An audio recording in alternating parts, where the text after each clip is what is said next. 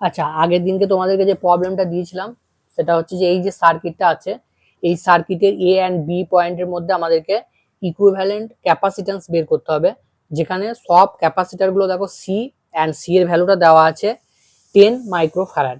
তাহলে আমরা এই ধরনের সার্কিটকে, এই একটা জাংশন আছে, এই একটা জাংশন আছে, তাহলে এই জাংশন দুটোর আমরা নাম দিয়ে দিই। এটা ধরো নাম দিলাম সি আর এটার নাম দিলাম ডি।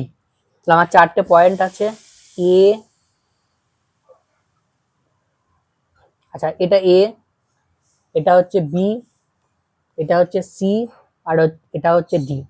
এবার দেখো এ অ্যান্ড সি এর মধ্যে একটা ক্যাপাসিটার লাগানো আছে, তারপরে হচ্ছে সি অ্যান্ড বি এর মধ্যে এই ক্যাপাসিটারটা লাগানো আছে, তারপরে দেখো সি অ্যান্ড ডি এর মধ্যে একটা লাগানো আছে, বি অ্যান্ড ডি এর মধ্যে, B and D, B and D মানে এই ক্যাপাসিটারটা এটা লাগানো আছে, আর একটা আছে এ অ্যান্ড ডি। তাহলে এ অ্যান্ড ডি এর মধ্যে কোনটা আছে? এইটা, এই ক্যাপাসিটারটা, এটা লাগিয়ে দাও। তাহলে সার্কিটটা এখন চেনা চেনা লাগছে, এটা হচ্ছে একটা হুইস্টন ব্রিজ সার্কিট। এবার হুইস্টন ব্রিজ সার্কিটের ব্যালেন্সড কন্ডিশন কি হয়?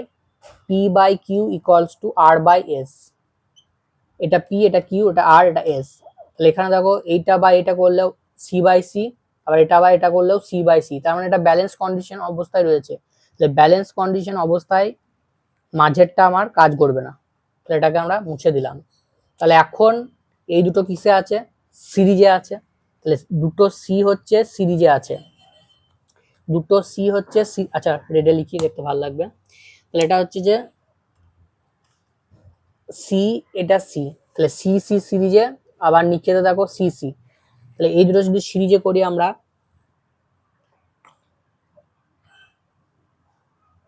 তাহলে কত হয়ে যাবে? C by two.